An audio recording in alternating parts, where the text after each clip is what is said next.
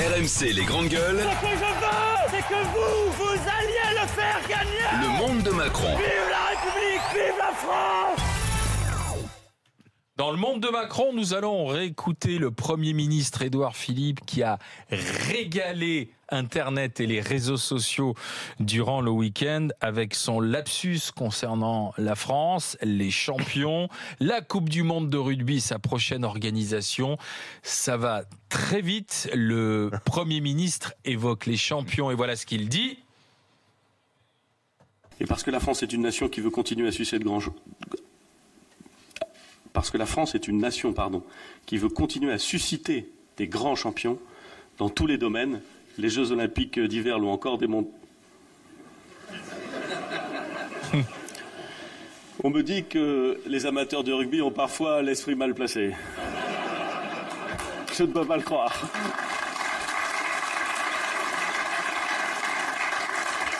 Voilà, et s'en est suivi derrière un bon fou rire de la part du Premier ministre. Il s'en sort bien parce qu'il rit avec les rieurs, donc ça, il a raison. C'est pas la première fois que les lapsus des responsables politiques ont affaire avec le sexe, parce que je me souviens que Rachida Dati avait dit fellation au lieu d'inflation, et je me souviens que Pierre Bérégovoy, l'ancien Premier ministre, avait dit il faut baiser le chomage.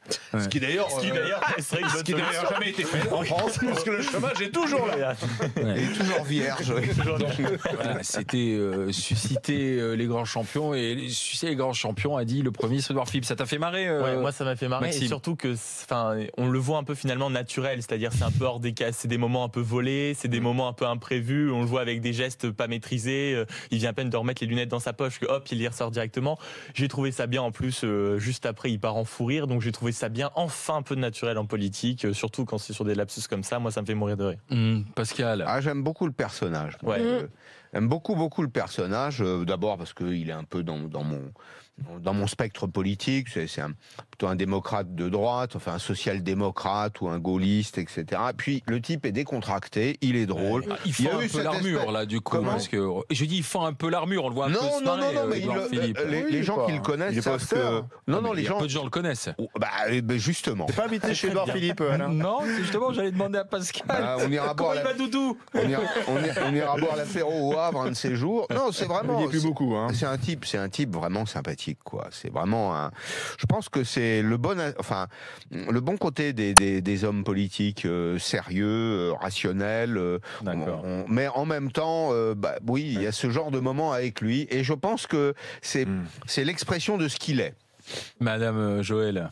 Ça m'a fait rire et je le trouve sympa. Il est... il est naturel. La plupart du temps, d'ailleurs, c'est plutôt quelqu'un d'assez naturel, pas trop compassé. Ouais, c'est ça. Moi, je trouve ça bien. Je trouve même que le duo qu'il forme avec Emmanuel Macron est très bien parce que tu sens qu'il n'y a pas l'ambition qu'on pouvait sentir dans d'autres duos, comme entre Rocard et Mitterrand ou entre Balladur c'était Balladur et Chirac, mais ils n'étaient pas présidents et Premier ministre. Mais il n'y a pas cette ambition. Il n'y a pas de rivalité entre les deux. Il n'y a pas d'ambition, mais il n'y a pas la rivalité de vouloir prendre la place, la place qui sont plutôt pas complémentaires, quoi. En fait, c'est voilà. ça. Ouais. Voilà, j'aime bien. Pendant que le Premier ministre est à Paris à se marrer. Il est qu'un one man, on me dit. Pour gérer les affaires du gouvernement, le président de la République, lui, est resté en Inde, est toujours en Inde. Il termine son voyage, d'ailleurs. Voyage de noces. Et Oui, c'est vrai. Voyage de noces. T'as raison, il y a un côté, effectivement. Voyage de noces, les Macron voyage de noces avec cette photo devant le Taj Mahal. Magnifique. Et le président de la République en Inde qui a tenu à adresser un petit message à tous ceux qui commandent son action. Dans un moment où la France est en train de conduire des réformes importantes, de se transformer en profondeur, d'embrasser son avenir avec une détermination qui ne faiblira pas dans les prochains mois et les prochaines années, parce que ça ne se fait pas en 6 mois, quoi qu'en pensent certains. Ça ne s'arrêtera ni demain, ni dans le mois prochain, ni dans les 3 prochains mois. Et les Françaises et les Français le souhaitent profondément. Seuls quelques commentateurs fatigués voudraient qu'il y ait un terme à ce mouvement. Les commentateurs fatigués. Ce sont peut-être ceux qui s'interrogent sur le rythme effréné des réformes imposées par Emmanuel Macron, où tous les jours quasiment, on nous annonce le grand soir à la SNCF, à l'éducation nationale, à la formation professionnelle, etc. Alors dans le détail, c'est pas souvent le grand soir d'ailleurs, c'est souvent des demi-réformes, mais c'est vrai qu'il y en a beaucoup de lancées. Est-ce que c'est la bonne méthode? En tout cas, Macron, depuis l'Inde, répond à ses commentateurs fatigués en estimant que les Français souhaitent toutes ces réformes et donc il va continuer dans les prochains mois. Il a raison de tenir? Joël. Oui, il a raison de tenir. Après, je peux comprendre qu'il soit fatigué. Enfin, là, je te dis, à ce rythme-là, dans 5 ans, on va tous tirer la langue. Hein. Même moi. Alors partie des commentatrices fatiguées? Non, mais c'est que ça va à un rythme.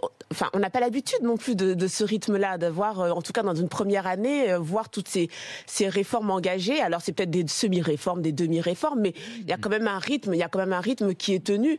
Maintenant, moi, ce que je veux voir, c'est est-ce que ça va suivre derrière? Est-ce que ça va suivre? Est-ce qu'il y aura des résultats? Ouais, est-ce qu'il y aura des résultats? Parce qu'on est un pays qui est vachement administré quand même. Et quand il prend comme ça en hauteur des décisions, je ne sais pas comment derrière la machine s'enclenche pour qu'on puisse, dans notre quotidien, ou en tout cas, que ça puisse se ressentir assez rapidement. J'attends de voir. En tout cas, il y a des décisions. Maintenant, je voudrais voir le suivi, la réaction derrière de tous ces hauts fonctionnaires, tous ces gens qui nous administrent. Maxime? Moi, je ne suis pas fatigué. Je continuerai à me battre contre les idées d'Emmanuel Macron, contre lesquelles je ne suis pas forcément en accord. Je veux dire, il n'y a pas de raison pour lesquelles je serai fatigué. Il y a des choses contre lesquelles contre lesquelles je suis. On a le droit d'être contre Macron sans être fatigué. Parce que, moi, c'est ses attitudes qui me fatiguent. C'est-à-dire qu'Emmanuel Macron, à chaque fois qu'il est en déplacement, il justifie. C'est le peuple français qui comprend pas. C'est le peuple qui n'est pas habillé aux réformes. Mais à aucun moment, lui, il peut se remettre en cause. Mais on a aussi le droit de ne pas être d'accord. En effet, on peut se plaindre, peut-être qu'on se plaint trop, mais on a le droit de se plaindre. On a le droit de se plaindre sur l'Europe, on a le droit de se plaindre sur l'agriculture, on a le droit de se plaindre sur l'éducation, on a le droit de se plaindre sur les réformes économiques, on a le droit de se plaindre sur les 80 km/h. Je vois pas pourquoi, parce qu'on n'est pas d'accord, on est fatigué, on est triste, on comprend pas. Non, c'est des commentateurs, il a pas parlé du peuple. Je suis pas forcément conservateur, j'analyse. Alors ça, on me le fait tous les jours, ce serait bien qu'on change. Mais c'est bien. C'est bien, on a le choix. On a le droit de se plaindre sans être forcément... En trêve de plaisanterie, c'est vrai, à chaque fois maintenant qu'on est en désaccord avec Macron, on passe pour un jeune, un conservateur, un populiste ou un je ne sais quoi. Non, c'est juste que parfois, quand j'analyse un truc sur l'Europe, sur l'éducation, je ne suis pas d'accord. C'est comme ça, c'est pas pour autant que je suis tel ou tel camp, c'est tout. Monsieur Pascal, écoute, tu fais partie des commentateurs fatigués? Pas du tout, non. D'abord, je me sens pas dans la peau d'un commentateur, mais oui, premier point. Oui. Deuxième point, il y avait tellement à faire dans ce pays. Le pays était bloqué quand même, il était fossilisé, enquisté quand même. Il y a le dialogue social, le paritarisme ne marchait plus. Oui, il faut reprendre la place des partenaires sociaux quand ils sont pas capables de jouer leur rôle. Est-ce que c'est le bon rythme? Est-ce que c'est la bonne méthode? Oui, c'est le bon rythme. À la question que pose Joël, est-ce que ça va suivre? La nouveauté avec Emmanuel Macron, c'est que désormais, il y a des directeurs généraux d'administration dans tous les cabinets. C'est-à-dire qu'il a compris, pour avoir été lui-même membre de la haute administration, que pour que les choses changent, il faut que l'administration soit co-acteur. Ne verrouille pas. Et ne soit pas un frein, un front, pour reprendre l'expression qu'on utilisait tout à l'heure. Donc oui, il y a des choses à faire. Il y a encore des choses incomplètes, en effet. Je trouve que la réforme des chemins de fer mérite d'être précisée. Je pense que la réforme de l'assurance de la retraite, des retraites devra l'être. De la fonction publique est plutôt une bonne idée. Mais par exemple, on voit que les états généraux de l'alimentation n'ont strictement rien changé dans la chaîne de valeur, que les distributeurs continuent, puisque tu parlais d'agriculture, Maxime, continuent de faire la pluie et le beau temps dans ce pays, alors qu'il faudrait rendre un peu de valeur aux producteurs et aux transformateurs. Donc, on est en chemin. Ce que j'ai à dire est un peu... Le chemin, le bon? Il a pris le bon chemin? En tout cas, le modèle ancien nous conduisait à la faillite du pays. Ça, c'est l'évidence. Mais une faillite qui était en plus économique, sociale et morale. C'est-à-dire qu'on voit bien que le modèle de gestion de l'État en France, le mode de gouvernance de l'espace public n'était pas le bon. Qu'il y avait des résultats extrêmement décevants, qu'on s'appauvrissait, qu'on générait de la frustration. Enfin, nous sommes les seuls quand même en Europe dans lesquels la situation s'améliore certes, mais s'améliore moins que celle de leurs voisins. Qui plongeaient dans les mêmes conditions macroéconomiques, le prix du pétrole, la monnaie, les taux d'intérêt. Nous sommes le seul pays qui fait moins bien. Donc, il y avait des choses à faire, il les fait. Il faut soutenir peut-être ces réformes en gardant l'œil critique. voir. mais bon, de toute façon, c'est d'abord les résultats qu'on attend à l'issue de ces Absolument. réformes. Un dossier pour le gouvernement, pour les pouvoirs publics, et c'est un dossier, même si on utilise souvent l'adjectif, là il est vraiment à dessein, c'est un dossier explosif, c'est-à-dire ce qui se passe à Mayotte, avec aujourd'hui la rentrée des classes à Mayotte sur fond de tensions sociales, sur fond de tensions en ce qui concerne la sécurité. D'ailleurs, Madame la ministre des Outre-mer, Annick Girardin, est arrivée sur place. Oui, alors rappelons que c'est un département français, à Mayotte, c'est le 101e département français, mais on a attendu quand même 4 semaines de mouvement de contestation pour réagir. Imaginons un instant que ce mouvement de contestation ait lieu sur notre territoire et en plus peut-être en Ile-de-France, on n'aurait pas mis autant de temps à réagir. Donc la ministre vient enfin d'arriver, Madame Girardin, la ministre des Outre-mer, pour instaurer, dit-elle, le dialogue. Alors que se passe-t-il ? Eh bien c'est un mouvement de contestation contre l'insécurité à Mayotte, mené par une intersyndicale mahoraise. Ce qui pose problème à Mayotte, c'est que c'est un territoire français, donc il attire beaucoup de monde, beaucoup de pauvres, beaucoup d'immigrés qui viennent sur ce territoire espérer un avenir meilleur. Il y a 10 000 naissances à Mayotte chaque année, donc l'idée de ces femmes, de ces hommes, c'est que leurs enfants naissent à Mayotte, donc ils naissent français avec peut-être des droits et un avenir meilleur. Et ça crée beaucoup de tensions dans ce territoire. Certains disent que c'est au bord de l'explosion. Et donc, il faut trouver des solutions et que Madame Girardin aura des solutions. Écoute, je pense qu'il faut faire là juste 1 minute de pédagogie. C'est dans le canal du Mozambique. C'est très loin, c'est à 11 heures d'avion. C'est un petit territoire qui est devenu département, ce qui, à mon sens, est une véritable folie, parce qu'aucune des conditions n'était réunie pour faire de Mayotte un territoire, si ce n'est une promesse démagogique des politiques. En 1974, les Comores accèdent à l'indépendance. C'est un archipel, il y a 4 îles, dont l'île de Mayotte. Il y a une île qui décide de rester française, contre le principe de non-discrimination des frontières. Bien. Donc il y a 3 îles qui deviennent indépendantes, il y en a une qui reste française. Évidemment, les 3 îles indépendantes, les Comores, sont beaucoup plus pauvres et vont le rester. Et même l'écart entre le confort social et économique de Mayotte, qui n'est pourtant pas un Eldorado, et le reste du territoire s'accroît. Sur place, alors, c'est vécu comme ça. C'est le territoire le plus riche de la région, bien sûr. Et donc, qu'est-ce qui se passe ? Les Comoriens et les Comoriennes viennent se faire soigner à Mayotte, où on ne refuse personne. Viennent accoucher, notamment. Donc en face, on a une île qui s'appelle Anjouan, on en a une autre qui s'appelle Moélie, on vient en boutre, en canot.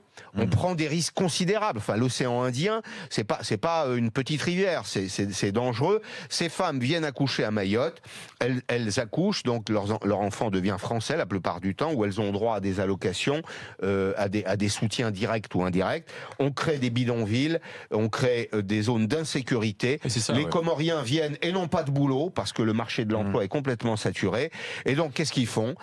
Ils s'en prennent à la population locale, ils volent, ils agressent, ils volent les personnes et ils agressent les autorités. Ils vont se servir dans les points de vente. Ça donne des tensions épouvantables. Et ça va se terminer à coup de machette. La grève générale qui dure depuis le 20 février, elle est justement contre l'insécurité. C'est le résultat la première des revendications d'ailleurs. Et d'ailleurs, du laisser-faire, Alain. Le laisser-faire. La population de Mayotte était contre la venue de Brigitte Girardin en disant vous allez encore nous envoyer Annick Girardin. C'est vrai, parce qu'Annick Brigitte, la venue d'Annick Girardin en disant elle est vous au allez Taj nous envoyer Mahal. Comment ? Elle est au Taj Mahal, Brigitte. Oui, pardon. Mais en disant vous allez nous envoyer la ministre, mais on ne veut pas de la ministre. Tout celui qu'on veut voir, c'est le ministre de l'Intérieur, où on veut voir le Premier ministre d'ailleurs. C'est ce qu'ils disent. Il y a une proposition de Laurent Wauquiez, j'ajoute là-dessus un point, qui est de supprimer les principes du droit du sol à Mayotte, et il a raison. Mais c'est possible. Non, mais attends, juste à Mayotte.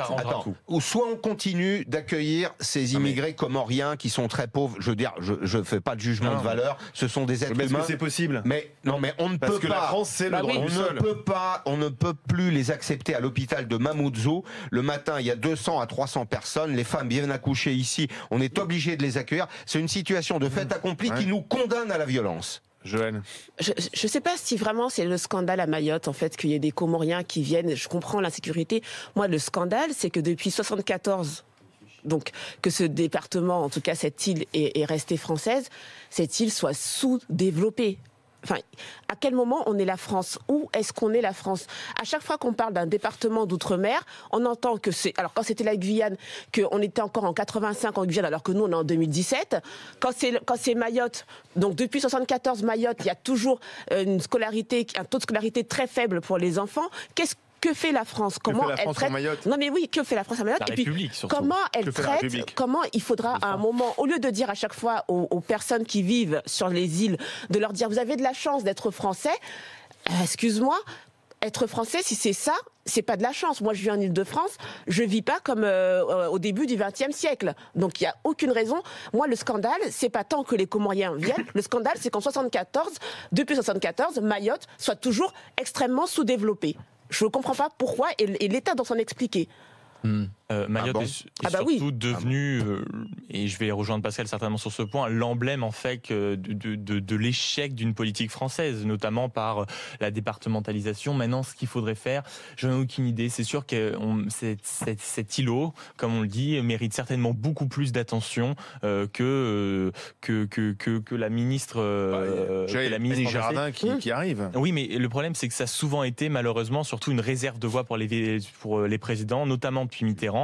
Il faudrait en effet que le Premier ministre Oui, mais même quelle que soit la personne qui vient, qu'est-ce qu'on fait pour Mayotte? Est-ce qu'on fait comme le dit Wauquiez, on remet en cause le droit du sol avec la difficulté constitutionnelle, ou est-ce qu'effectivement, comme le dit Joël, il faut mettre le paquet dans le développement économique, trouver des débouchés? Mais lesquels? Attends, moi, il se trouve que Mayotte, j'y ai passé. Non, mais c'est pas. Non, mais attends, mais c'est plus d'un an et demi de ma vie. C'est pas à moi de donner des solutions. Moi, je te demande pourquoi est-ce que tu gardes une île? Pourquoi est-ce que tu gardes plusieurs îles si tu n'es pas capable? Oui, mais tu n'es pas obligé. Tu n'es pas obligé d'accepter. Ce que déplore Joël, c'est le manque d'investissement. C'est pourquoi, si tu n'es pas possible d'entretenir tes territoires d'outre-mer, pourquoi est-ce que tu les gardes? Moi, j'ai l'impression que c'est par stratégie géopolitique et non par amour. Voire politicienne. Voilà, et non par amour de la population.